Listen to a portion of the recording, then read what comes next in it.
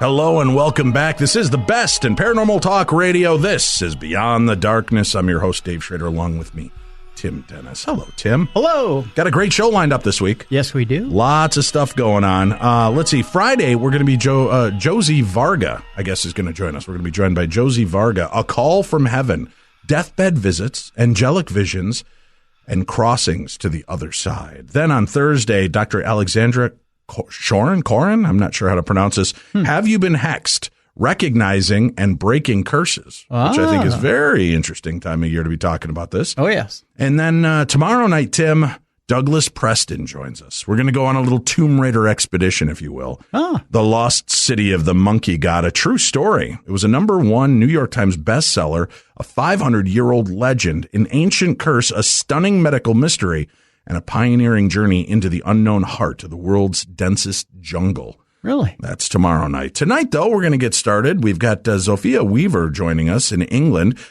She's the author of a book called Other Realities, The Enigma of Franek Kluski's Mediumship. And welcome to the show. Thank you for joining us this evening, Zofia. Pleasure. Hello. Now, you're the past editor of the Journal and Proceedings of the Society for Psychical Research. Tell us a little bit about that organization. What is it that they do, and how did they come about? Well, the Society for Psychical Research was established in 1882. It is probably the oldest organization that devoted itself to investigating paranormal claims. They take a very detached and scientific view of things and basically investigate claims of paranormal nature. Its initial work was an enormous collection of spontaneous cases, which the original members investigated very thoroughly and then published. And that was probably the very first scientific work on the subject of the paranormal. When they were doing this work and they were checking out these claims, and I know things have certainly changed considerably since the time they began, would these cases ever be re-examined and looked at with more current understandings of science and the principles of how the body and the mind work? Yes, they are often re-examined, but strangely enough, spontaneous cases don't change all that much. In the 1930s and later, Louisa Rhine, who in America collected an enormous number of cases, and they all seem to have similar sort of events that happen in real life to ordinary people. And the same has happened to me. I am Polish by birth, and I started some time ago collecting Polish cases. And what really struck me immediately was that they fall into the same categories as all the previous ones. People have precognitive dreams, people see apparitions, people have premonitions, intuitions, all sorts of and telepathic experiences, awareness of a crisis with a person who's close to them. It doesn't seem to change. How far you go, you can investigate them. That's another matter, because these things often happen without witnesses, and so corroboration is difficult. But it's the sheer numbers that really, to me, speak about the genuineness of the phenomena. Do you ever find, though, that in researching this, I mean, people like to feel important. They hear about a case and suddenly they had something maybe remotely similar happen, in a very slim way, but then, upon retelling of the story, now suddenly it builds up to sound just like another famous case. How as a researcher do you go in, like you said, it's so hard sometimes because there's no witnesses there, or it was a one and done thing. How do you go in and investigate these claims and know when it is something that's just being elaborated on as opposed to, getting the full true telling of the story? I know exactly what you mean, and it is very, very difficult. But I have been on our spontaneous cases committee for years, and I tend to be the one who now receives the calls, the reports from people. And I think I usually feel I'm onto something interesting when people start, believe me, I'm a sane person, but this is what happened. Right. And then their case falls into categories that other people have reported over centuries, in fact. So you start thinking, well, you can't approach it by sort of lab investigations, but you can classify it and see patterns. And in fact, people have done so. And one of the important things that came out of some previous research was how much of our sort of paranormal experience relates to the people we're close to. Really? Okay. So, can you expand upon that a little bit more? What do you mean the cases depend on who we're close to? Because, for, say, dreams, premonitions, awareness of something might be going wrong, usually precognitive dreams, they are hardly ever about material things. They are usually about people you care about. All right. And on an average week, you say you get all the calls on this. What do you hear most? What kind of calls, what kind of responses do you usually get? Well, I think things have changed a lot now because of the internet. People who have particular interests tend to go and find the sites which have things of interest to them. So I think we get fewer calls now, and a lot of them are actually to do with people who think they have a poltergeist, or something, that disturbs them around their house. Or some are to do with precognition, dreams, or contact with, deceased relatives, that sort of thing. People do report these things still.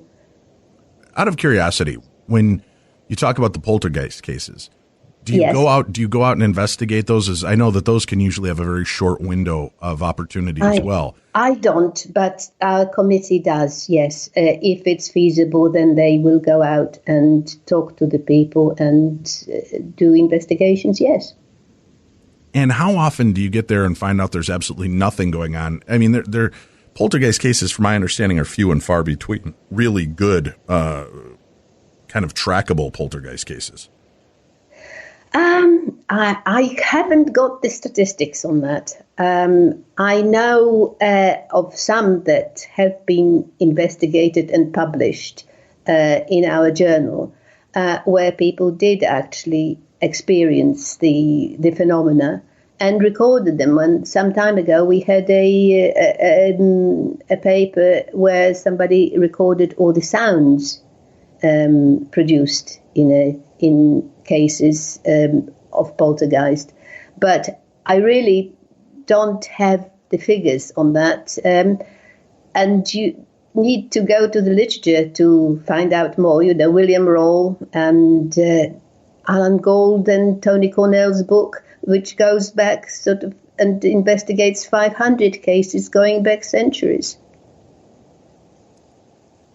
The idea that people have this connection to the supernatural realm, to the abilities to make things move with their minds in kind of chaotic energy spurts, which, a lot of poltergeist cases seem to be finding. It's not so much ghostly activity as it seems to be energy being thrown off by an individual indirectly.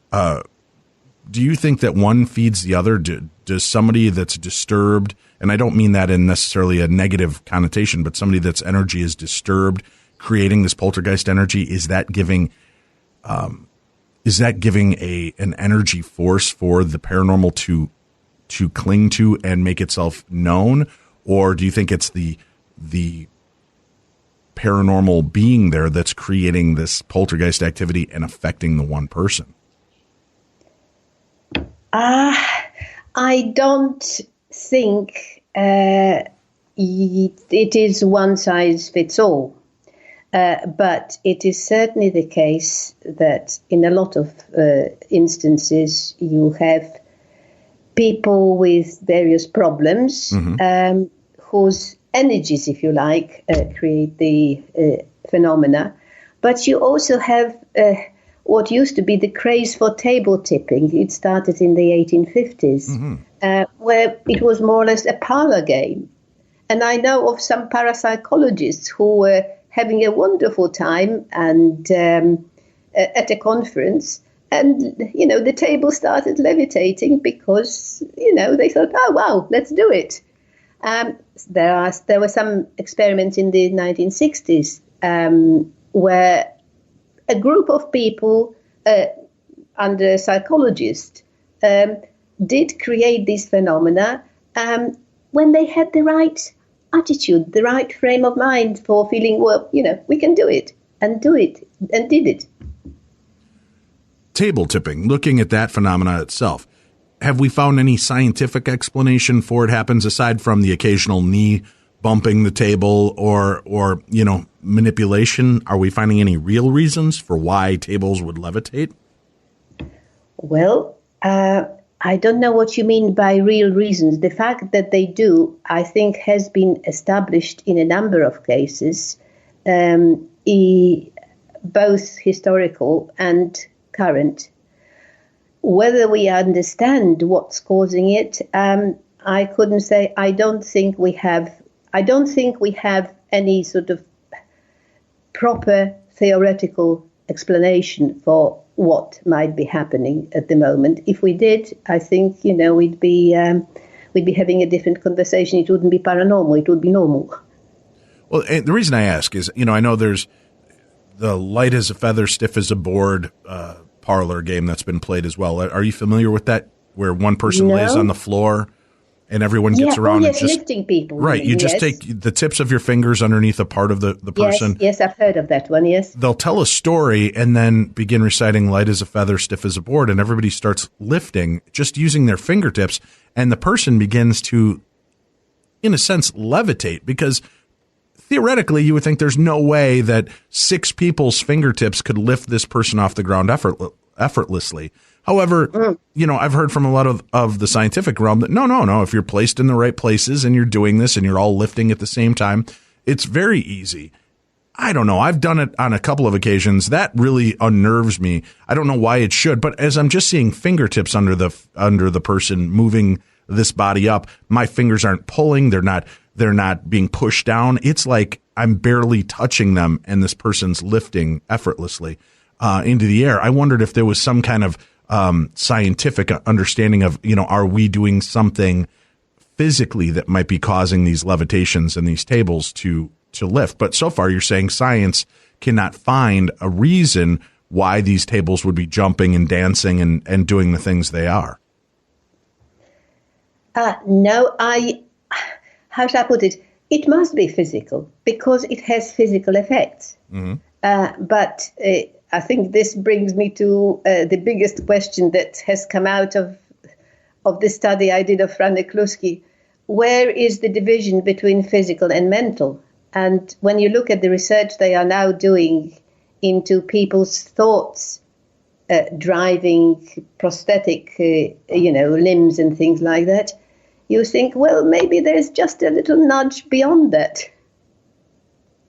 Very well could be. All right. Well, let's start to examine the story of Franek Kluski, and tell me a little bit about this gentleman and how he came to your attention.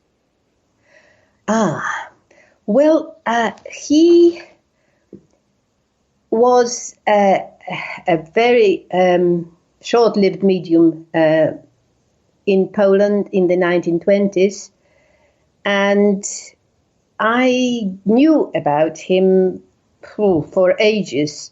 Some 20 years I sat on a book that relates very carefully and in much detail what he did. But how should I put it?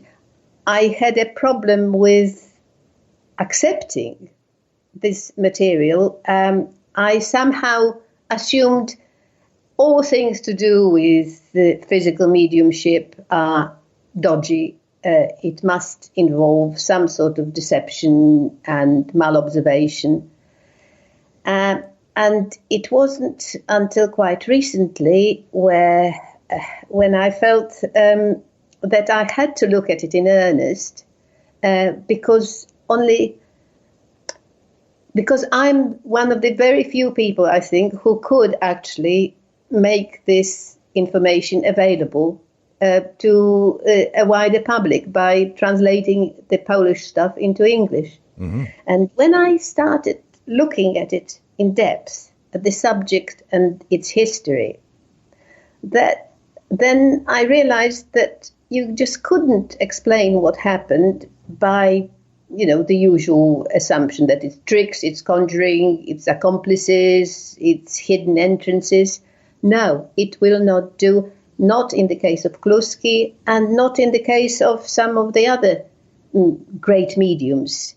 And so as it sort of came about naturally that I was talking to a publisher and he suggested I write a book. And so I wrote the book. All right. Now, was this man, this is one of the first times I've ever heard of Kluski. Was this man well known and revered in that area and in Poland? Or was he kind of an obscure name in history, footnote in history? He was an accidental medium.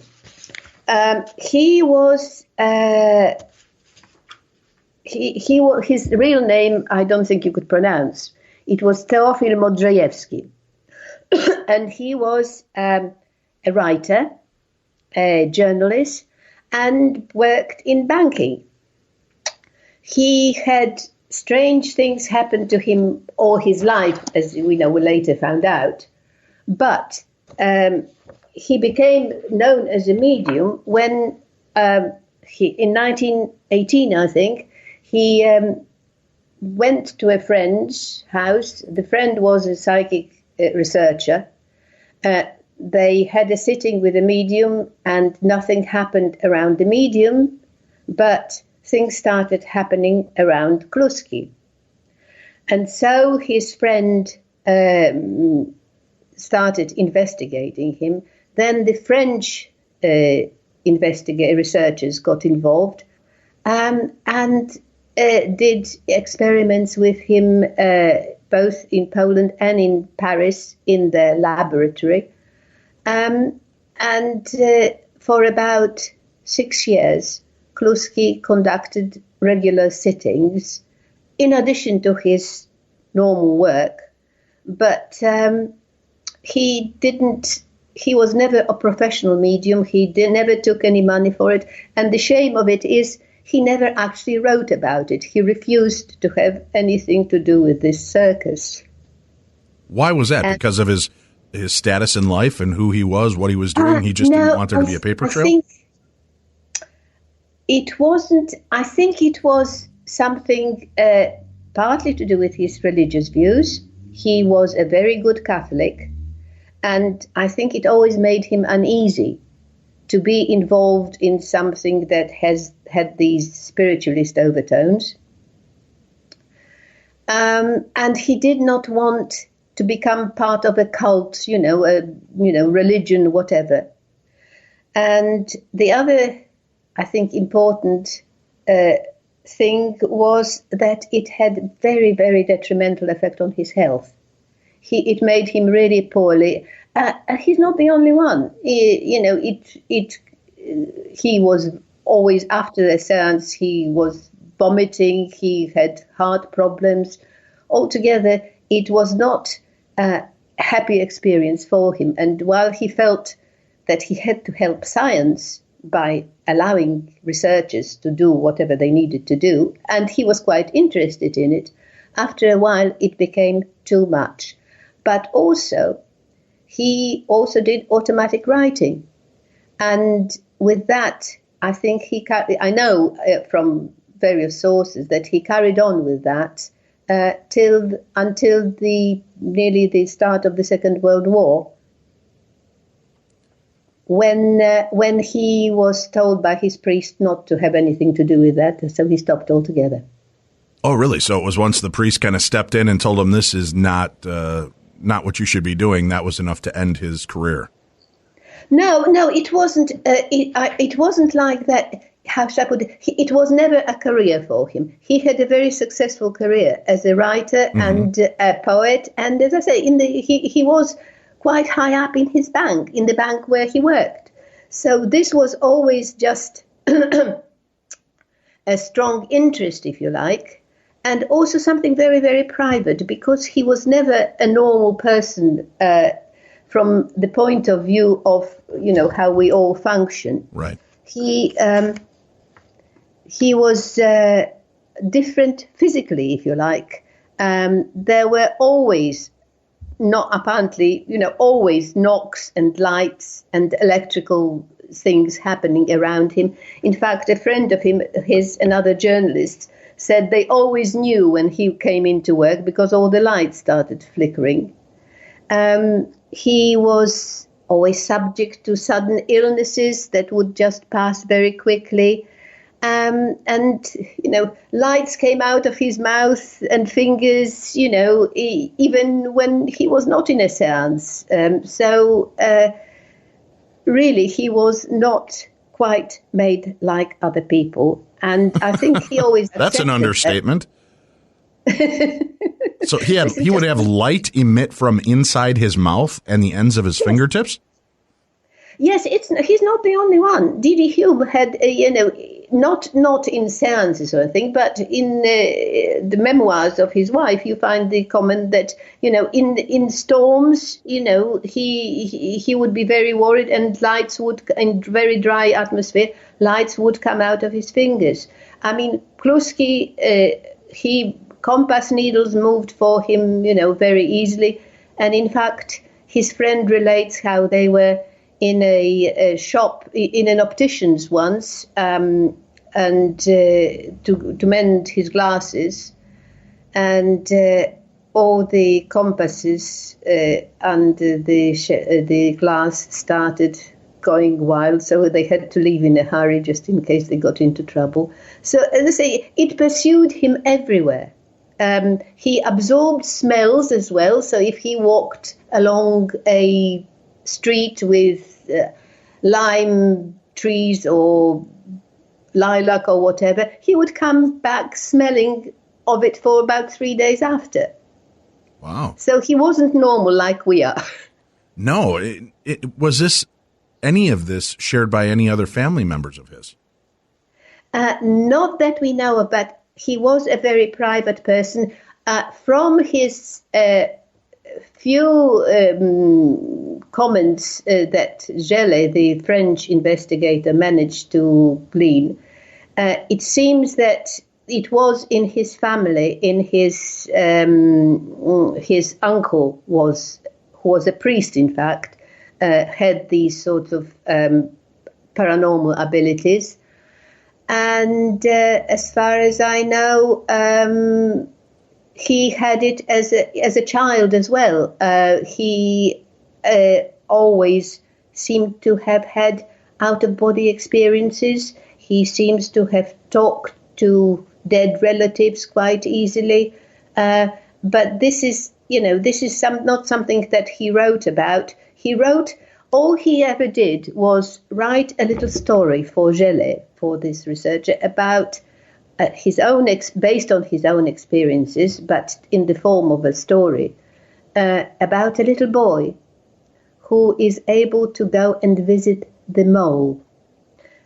He used to sort of build a little tent and sort of go towards the fireplace and see all sorts of things in there, sort of phantoms, rooms lit with gem-like light, and he learned to do that sort of trip when he was alone in bed.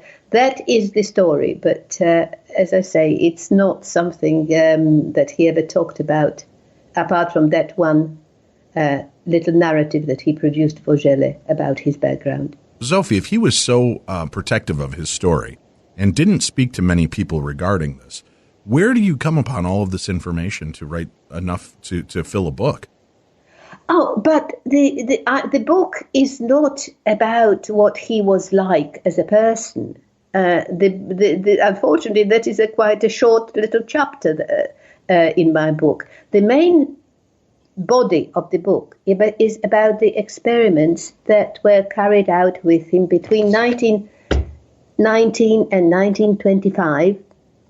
And there were plenty of sittings.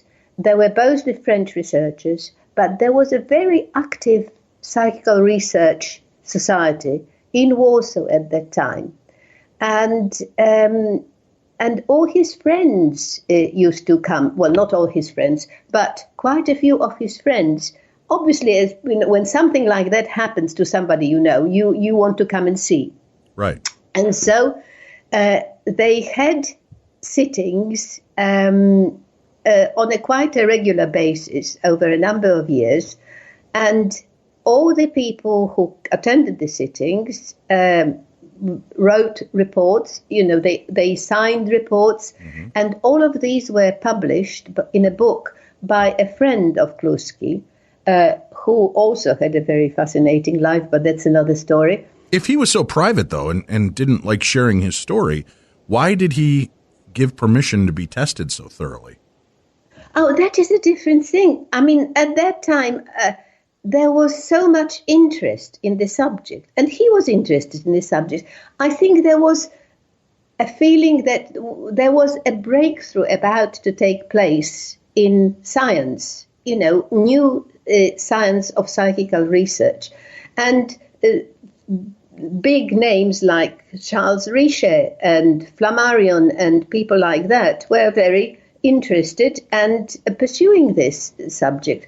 So, and when things like very strange things start happening around, and don't mean the sort of minor mediumship with the sort of table levitating, but additional arms, apparitions, interactive apparitions, floating torsos and heads.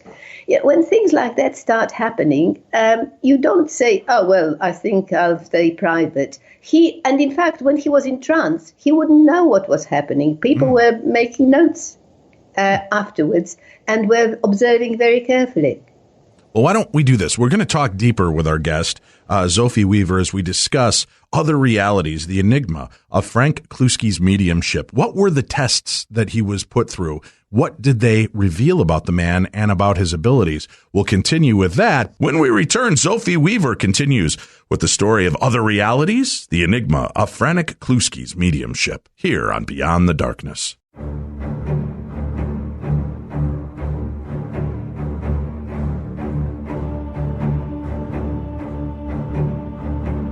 Beyond the Darkness.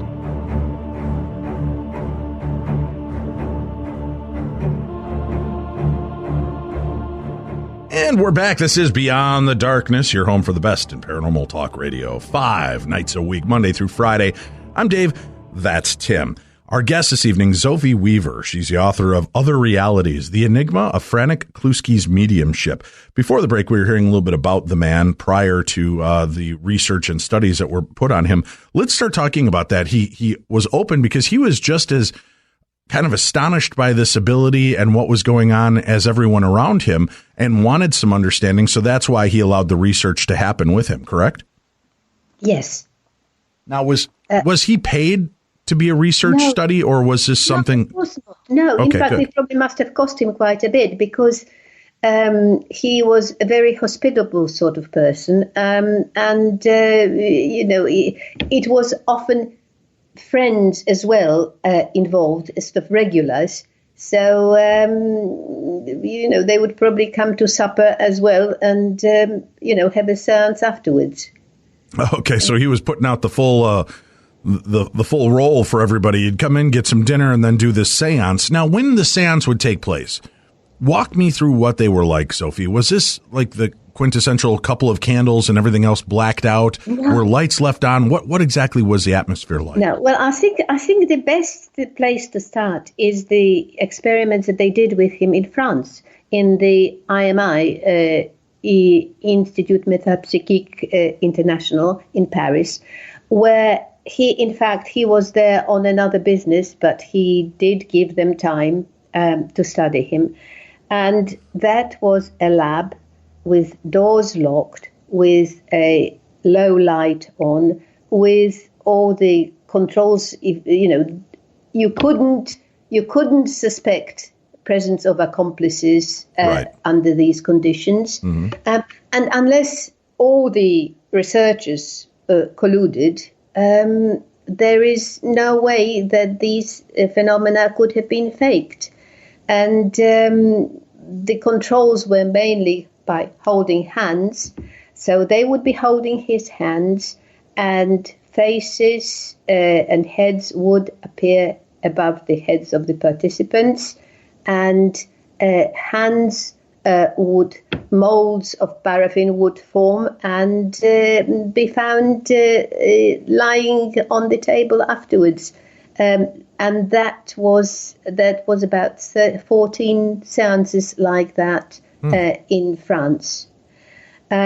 The number of the seances was much greater in Warsaw. Most of them in Kluski's own apartment, but also in other places abroad, and totally spontaneously, say when he was on holiday in Italy, in a hotel room, when he was visited by the consul of Poland. So it's the sheer variety of witnesses and situations that helps verify the existence of the phenomena. And in Warsaw experiments, they also had very strict controls. He insisted on it.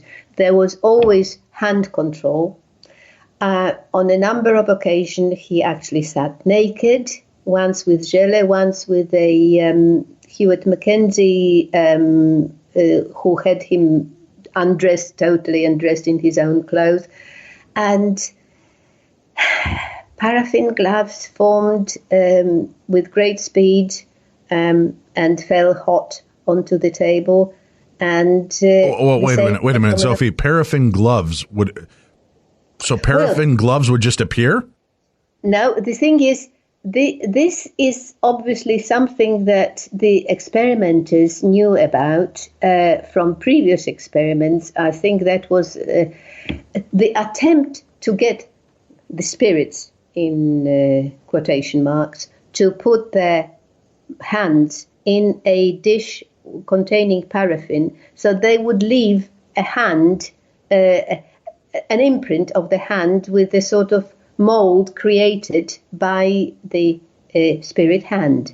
And if you take it out, it cools down, it drops onto the table, and you have a very thin glove, which is, the imprint of a spirit hand. Really? So there would be these paraffin spirit hands that would appear around him. He is not the first one, but this is probably what he is most famous for. If you look on the internet, you can see his hands, and the photographs of some of the apparitions, and then you find a great many people explaining how, of course, it was done by tricks. And I'm afraid it doesn't work, the explanations. What are some of the basic explanations people are trying to give for how different size handprints would appear in paraffin wax gloves that would be left around? Well, the thing is, if you want to remove a hand from a mold, what you do is there are a number of ways of doing it. What you could do is, if you had a sort of tourniquet on your arm, and so that it expands, and then you take it off and the hand gets slimmer, you pull it out. Or you could have something that dissolves and you can just pour it out. Or you could cut, if you were, there's quite a lot of plasticity in the paraffin mold. Mm-hmm. You could cut it and then reform it. The problem with all these things is that they take time. They take, you have to see what you're doing. And of course, it has to have time to cool. So it's impossible to do it under the conditions where the molds were appearing within 1 or 2 minutes. Did Harry Houdini ever look into this case at all, or was this before or after his time? I don't remember his Who? Harry Houdini. I know he was fascinated by some of these cases. No, he didn't. Harry Price didn't get to sit with him. He wanted to, but he didn't. No, I'm talking Harry Houdini. I know Houdini. No, I know, but okay. but I don't know. He was never involved in, I think, that kind of thing. Okay. But the other thing, of course, and that was a well-known trick, you bring ready-made ones. Right, of course. The thing about the Kluski ones is that they formed there and then. You can't bring a hot one that is still, soft and floppy. And they were so thin that they most of them would break. And some people did actually see them forming. And there are a number of accounts from different bodies, different, totally unrelated people. And I'm going to quote you a little thing from Gelli's account of what he saw. Suddenly, we see 2 shining points which float at the height of 1.5 to 2 meters above the paraffin container. When all attention is focused on them, the lights slowly descend and enter the container. We can hear the splashing of paraffin. The lights emerge from the container, float above it for a while, and then dip in and splash again. Finally, they rise up, always visible through the layer of the paraffin, and lower themselves sufficiently to place on my hands the still warm paraffin mold. Now, explain that if you can. There's no way to. That's amazing. I know. See, this is what astounds me so much. Okay. In 2017, I would love to see somebody pull that off as a special effect now with all the technology we have. It would have to cost thousands upon thousands of dollars to do a trick like that. And yet this is taking place between 1918 and 1925, and it's happening in front of people. And he brought it with him. He was doing it naked in a few cases. Where do you keep a preformed paraffin wax hand and not get caught with it? Unbelievable. No, this is as I say, I am totally without a worldview now. It has knocked me, going through this whole subject has left me, confused, shall we say. Mm-hmm. Well, there's always detractors of the time. At the time, who was looking into Kluski and saying this is a sham, this is a fake, and what evidence did they find? Was there ever, because a lot of the mediums, even the really good ones, tripped up once in a while, and there would be something that looked a little fake about what they were doing. Did this happen to Franek at all? No, and I think, partly because he wasn't a professional. He wasn't, giving sittings. There was never even a whisper of fakery about him.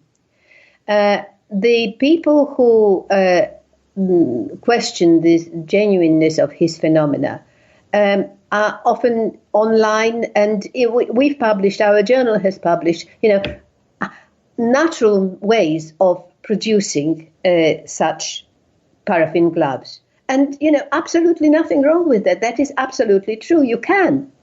The thing is, can you do it in the dark in 2 minutes, dropping a soft, floppy glove onto other people's hands? When sort of shining lights are seen to get into the paraffin and come out again. Wow, that's fascinating. That's a really interesting aspect of the story, the Kluski hands. Who thought up that idea? There has to be a genesis to that experiment. Was there one researcher who said, if they're really here and they can do this, let them put their hand in the paraffin wax? Oh, that goes back to the, I can't remember, I think Denton, early 19th century, sort of mid-19th century, I think. I've got it somewhere, but I've forgotten the date. And that sort of became a standard. And, of course, it became a very part of the equipment of the tricks. You'd sort of have these various things that would arrive ready-made. Everything can be produced by tricks, as well as the ones you can't explain. I know at this point, do any of the paraffin hands still survive to this day that were created at any of his seances? And was there ever any look into fingerprints or dermal ridges to prove that there was an actual hand in there and not just something shaped like a hand? Well, they look, there are plenty of them. The College of Psychic Science, I think, has some, but of course they would make plaster casts of them. But the photographs you see clasped hands, you'd see old person's hands, you see child's hands. There was such variety. And where is this? It's a museum, you said? Where is that located? Hang on, I can't. I have to look up my notes. Hang on a mo. Do you want me to hang? Do you want to hang on a mo? I've got. You can look it up as we're talking. That's fine. Not a problem. I'm just curious because I know I'll get hit with a deluge of emails from listeners afterwards. Where is this museum? And is it in England? Is it in Poland? Is it in? No, it's in London. All right, Zofia. I know people are going to ask, where is this museum and what's the name of it? It's Britain Memorial Museum, Britten, and it's Arthur Findlay College in London. I'm sure you can Google the address.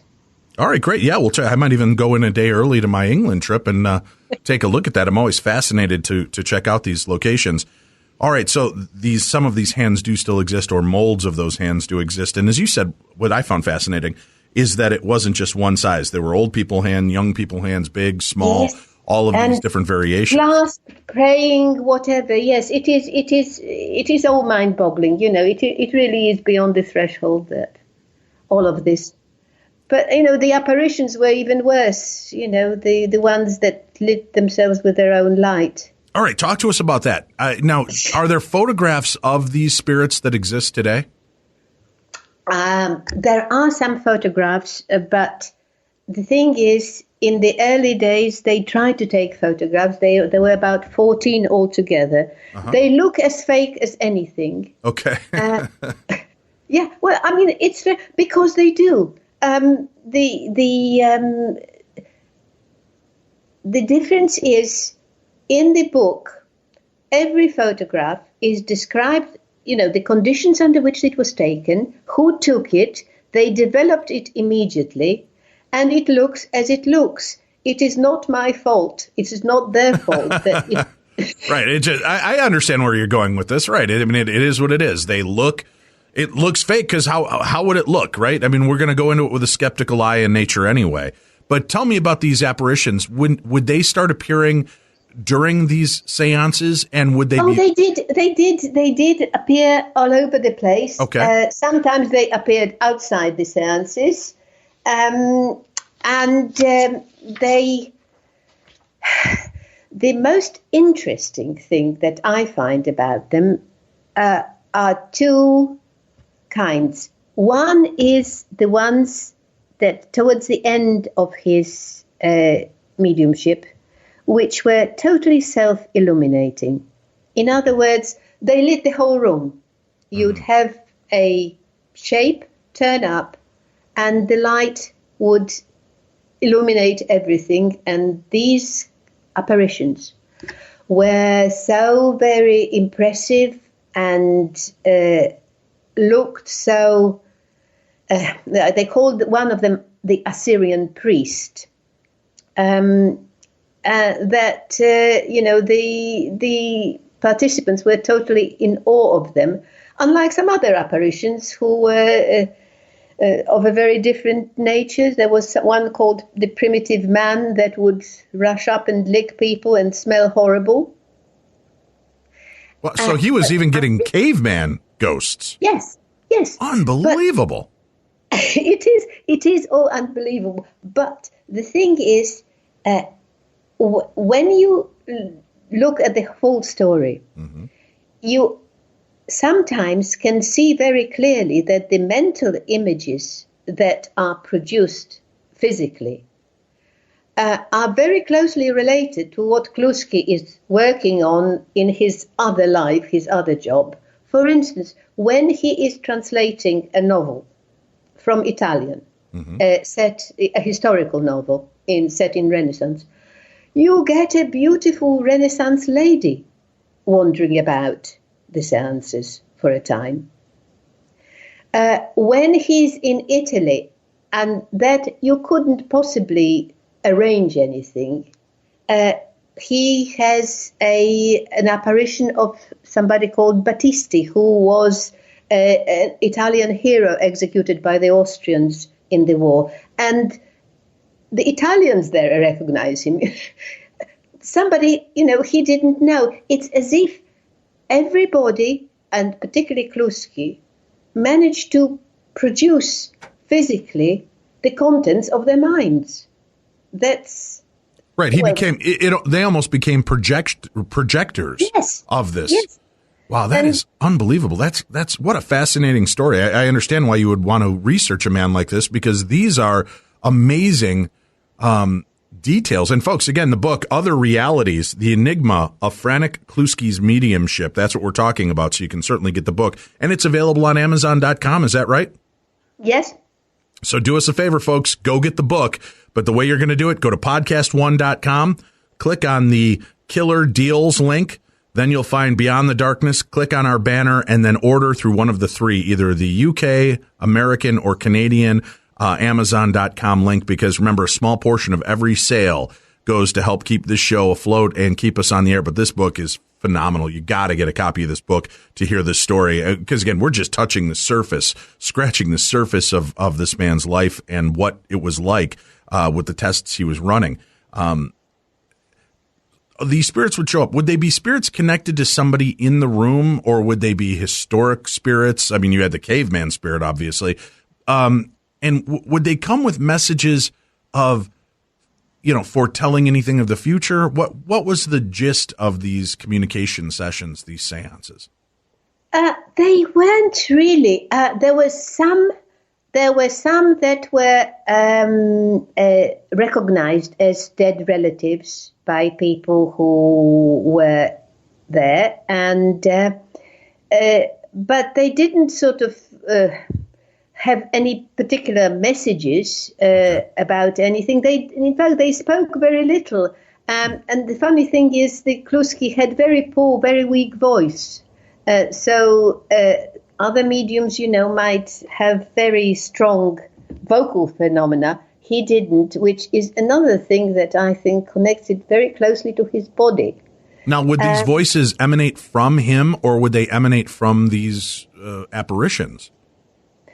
From the apparitions, but then with voices, it's difficult to tell. And as I say, most of the communications took the form of knocks, and sometimes they went and typed in the corner. They typed very fast. Oh, really? So they would be doing the seance, and you'd hear yes, as they were typing up a response? The thing is, it happened. I mean, again, this is anecdotal, but I do believe that is what happened because there were so many people who thought, who by the time they've known Kluski for a while, they took it for granted that, he'd be sitting in one room and suddenly the typewriter would start typing by itself and make sense and do it faster than he ever could. That was my other point. Was there any limitation to Kluski? I mean, sometimes you hear these stories where the medium themselves were not always the most intelligent person, and they would get these beautiful messages that were beautifully written, better handwriting. There'd be no spelling errors, things like that. And then Yes. the regular person would write, Kluski might write, and he didn't know how to spell anything, but you said he was a writer and a poet as well. This is. I think you've put that question takes us exactly where I think the nub of the matter is. There have been very few genuine, powerful mediums. Mm-hmm. And most of them, and I think all of them, in fact, were not as clever as the people who researched them. In fact, they were quite simple people. Even D.D. Hume, he was not stupid, but he was not educated. Here we have a totally different situation where the medium has a very rich, creative mind and analytical mind as well. I mean, he wrote an economics column for a paper as well as poetry and for the stage as well. But also his sitters, because of the time it was in Poland where a group of people came together when Poland regained independence, and there were a lot of, basically they were the top of the society that was being formed at the time. There were military, political, academics, writers, and of course Kluski himself had written for the stage, so there were some sort of, theatre directors, opera directors, actors, singers.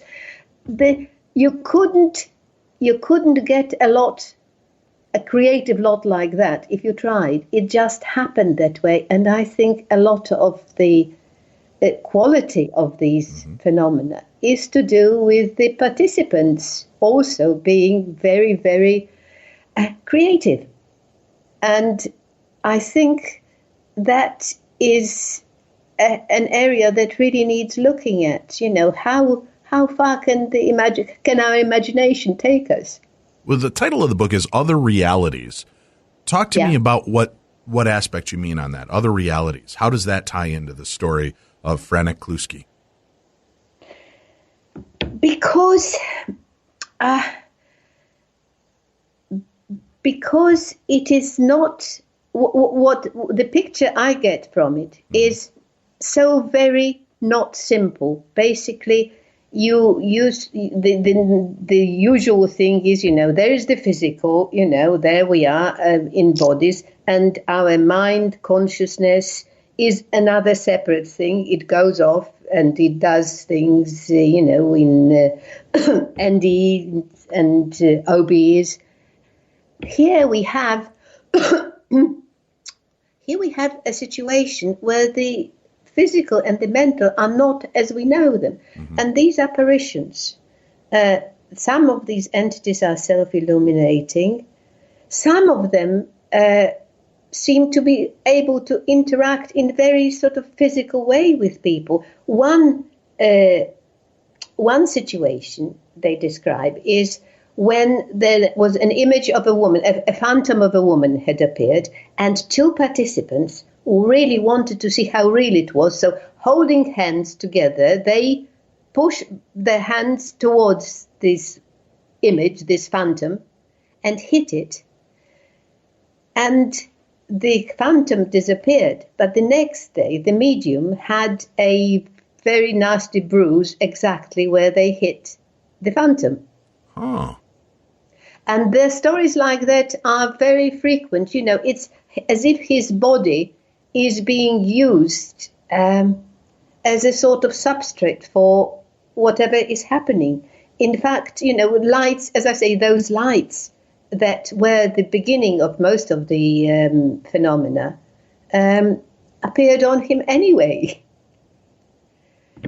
That is an interesting. Now, the skeptical nature, of course, Zofia would say that the medium must have been up wearing something to look like this phantom, and when he took the blow, that's why they had the piece. That's why they had the bruise. But he was sitting. He was held. His hands were being held all the time by two people at the other end of the table.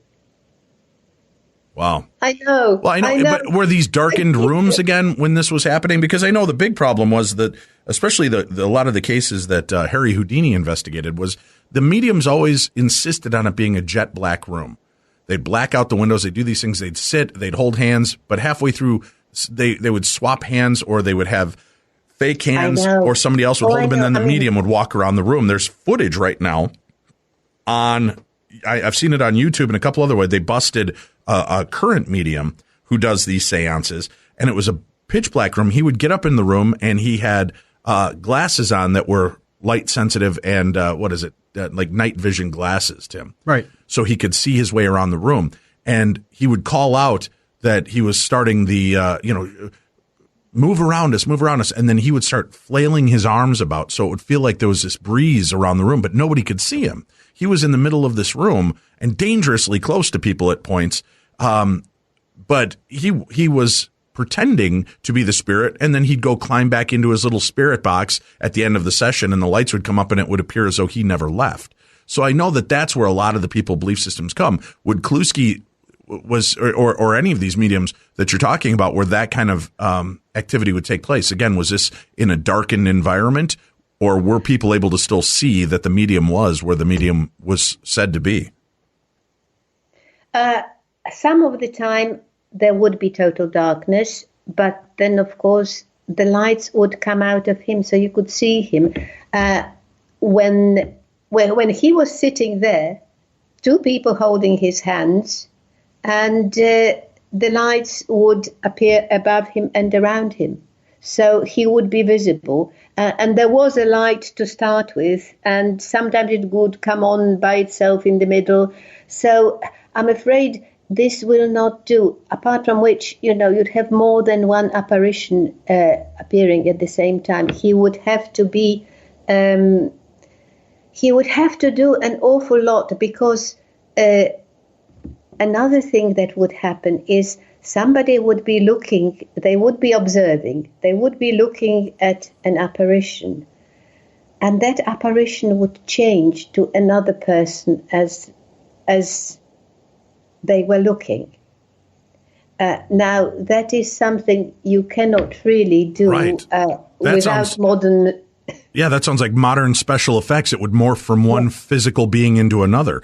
Would they leave any other trace evidence, aside from these paraffin hands behind, would they leave any trace evidence, anything else, bring things? I know the skull experiment, which is something I still want to talk about on our show, and we've been trying to get somebody to come on here and discuss this. They would have things apport from different, they'd have newspapers apport from old time era in pristine condition. They would have coins. They would have relics that would appear. Did any of these spirits come bearing gifts, for lack of a better term? Well, at the beginning, the thing about the Kluski experiments is that they developed in the early ones. There was a lot more movement of objects, things, furniture piling up, and apports, of various sorts. But over the years, they changed. The nature of the sittings changed. At first, they would sit, in the light, sometimes him sitting in the middle. Towards as the lights got stronger, they obviously, and the Kluski would go into a much deeper trance. So he would be sitting there for an hour, totally oblivious, like a husk, and the phenomena would be happening all around him. So there were fewer apports, and we don't have many reports from the early days, because all these people, they just didn't know what to expect. Things kept happening, and they were sort of not keeping proper records. It was only with time that they developed a procedure for keeping the same controls and watching and letting things develop. So apports, yes, in the early seances are more sort of violent, but more like the sort of what I would call minor mediumship. The later ones are much more mental, and the very late ones with these self-illuminating phantoms, I'd say, are much more what Kluski felt this should be about, and more sort of of a spiritual nature, but not spirits as such. No, there wasn't. There were people trying to, obviously, some people trying to contact their relatives, but Right. there were no stupid conversations. And with a man with this kind of talent, why do you think he did this for just such a short amount of time? I think, quite honestly, he got fed up. Because when you think, there he is, sitting for an hour, totally oblivious of what's going on. Various people have reported that he looked totally drained. He was hemorrhaging. He was sick after a seance. And I think he started out hoping for some explanations. Mm-hmm. In the end, he was just making more gloves. And yeah, that can get to you. Why do you think a man of this power, of this ability, is not more widely known? I mean, this name sounds like it should have been, right up there with the great Marjorie and some of these other mediums of the time. Well, he was Gele published stuff about him. That was in French. That's many years ago. He just never had the exposure because most of this material was, until I did the book, only available in Polish. So there was in fact very little controversy because the only thing that was familiar was those famous hands of which he produced so many. You need to contact Henry Winkler through, I'm not sure if you're familiar with that show Happy Days that was big here in the United States. He played the Fonz, but he's also a major producer and does a lot with these paranormal shows and programming. And I would love to see a documentary on this man made because wow, what a fascinating story to hear. And I would love to see this played out. Well, I'm not sure that Kluski would thank me for that. He was a very private person. Well, if he shows up glowing and making paraffin hands that he slaps you with, then you don't have to do it. But if he doesn't do that by the end of tonight, I think you should reach out and get a producer. Okay.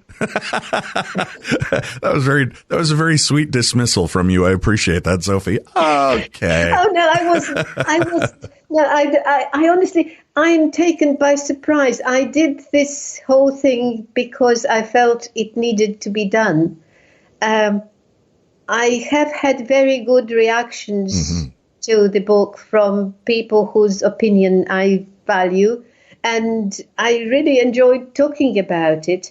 But as I say, Kluski's attitude was that he would always be accused of faking it. And his good name was the only thing that he wanted to leave behind. Right. I just think this man's story should be told again. What a fascinating story. And I'm glad that you were able to do that and translate these stories and make it available because it's part of these stories. It's this type of experience that keeps the wonder and magic alive in us. We've been doing this show for 12 years in different methods. And, sometimes you do get a little jaded after a while and you start looking at it and you're like, okay, but what next? And then you go back and you hear stories like Franek Kluski's and you start thinking, man, this is the stuff that ignited this interest in me. This is the stuff that I want to know more about. And do you keep up with current mediums? Are there anybody's name that jumps to mind to you that does this type of thing that you feel is truly connected to the supernatural world that's alive and doing this now? I haven't come across anybody, no, but I think that's the point I make in my book is that we really should start taking physical mediumship seriously and, psychical researchers and investigators should just do what a lot of people did in the 19th century, just, sit around the table and see what happens. And we never talked about the automatic writing that Kluski did. I just suddenly realized. Well, let's talk about it. I don't have to go. If you don't have to go, let's chat about it. His automatic writing. Now, for people that are new to the show. There isn't a great deal to say, but that was something that he did. Well, real quick, Zofie, for listeners that are new to this phenomena, automatic writing. Can you kind of explain what automatic writing is and then introduce Kluski's part of that story? Well, automatic writing is a sort of when you become you come into a sort of state of consciousness when you're not really aware of what you're doing. There is a piece of paper and you have a pencil or a pen and you start writing and you don't know what you're writing. And a lot of mental mediumship has been done like that. And there are some very famous mediums who participated in experiments with automatic writing. But Kluski did it from the very beginning because, again, his friends asked him to. And unfortunately, there is very little we know about it because it was all private. So that, people would take away their stories and it wouldn't be published. The author of the book on which I based my book said he had enough material for another book, but the only thing I know, and that was another archive that I was given by somebody who was a friend of Kluski and who sat with him for automatic writing, I did place in the book his account where the writing is his father's, the handwriting, his deceased father's. The name that he uses for him is the nickname that, his father used when he was a child. But the ideas are all filtered through the medium. So you have a strange mixture of information about a deceased person and the mental input of the medium as well. And that's just one of the stories to do with that. And the other one is where the same person who was, in fact, I think he was a professor of religious studies, and he wanted some Aramaic word explained, and so he asked a friend who was also a scholar in that area, and got an answer from someone who was dead, through Kluski, who had no idea about Aramaic sort of obscure terms. And the person who wrote that account swears that, it couldn't have been his own projection of the interpretation of that word. So there we are. There's a whole fascinating story that I don't think ever will be told about Kluski's automatic writing, which is a shame because that would be fascinating. Apparently, a lot of the apparitions, when they were claimed in the automatic writing to be the ones that come to the seances. So there we are. Would he have the same spirits appear at different seances across the world, or were they always new projections, new figures? No, the same. Some kept coming back, and some would appear, and then a month or so later, they would appear. Nobody would know who they are, and then a month or so later, somebody would come who would recognize them. Boy, what I would give to sit in on one of those sessions. So would I. Oh, to see that. When you came into this to research this, and then now that you've written and done all of this extensive research on Kluski, do you believe he was the real deal? Do you believe he really was tapped into other realities and the supernatural realm? I don't see what else I can do. I've tried to escape it, but at the moment, that's where I am. I have no idea what it means, but I am faced with something that I just do not understand, but believe the evidence is there, and I cannot either explain or reject it or duck it. So there I am, confused. Understandable. It has been a real pleasure, Zofia, and we hope to speak with you again in the future regarding more topics. So please, as you're doing more research and you're looking into more cases, will you please come back with us and talk to us about some of the more fascinating stories you've collected? With great pleasure. I really enjoyed this. I would love that. Thank you very much for being a part of the show with us. Tomorrow, Douglas Preston joins us. He's the author of Lost City of the Monkey God, a true story. It's a New York Times bestseller, a 500-year-old legend, an ancient curse, a stunning medical mystery, and a pioneering journey into the unknown heart of the world's densest jungle. You guys have really seemed to enjoy these kind of other culture shows that we've been looking into. This one looks to be really exciting. And for those of you that are looking for more of the strange and paranormal and fringe elements of this, remember, check out our buddy George Norrie in Coast to Coast Monday through Friday as well. And Coast to Coast actually on 7 days a week. But tonight, he's got a show looking into infectious disease and practicing witchcraft. The first half, public health scientist and biosecurity expert Dr. Michael Osterholm will discuss what we have to do to protect ourselves from the growing threat of 21st century infectious diseases. And in the second half of the show, former professor of English, composition, artist, writer, and practicing witch Harold Roth joins George Norrie to discuss the various types of witches, both good and evil, curses and protection against them, enhancing lottery odds, wealth magic, and how to grow plants used in the process of witchcraft. That's tonight on the best in overnight talk radio with our pal George Norrie. And remember, I'll be back hosting Coast to Coast AM on March 25th. So you can check out coasttocoastam.com to find stations in your area and be able to listen to that. Special thanks to KNSI Radio right here in St. Cloud, Minnesota for allowing us to produce these shows for you. Again, thanks to our guest, Zofia Weaver, the book Other Realities, The Enigma of Franek Kluski's Mediumship. And remember, this show was brought to you by your good friends at Amazon.com. And next time you're in the market looking for a new or used car, remember to use TrueCar because that's what your buddies Dave and Tim want. All right, that's it for tonight. Thank you for tuning in. You've been listening to the best in paranormal talk radio. That's Tim. I'm Dave, and this is Beyond the Darkness.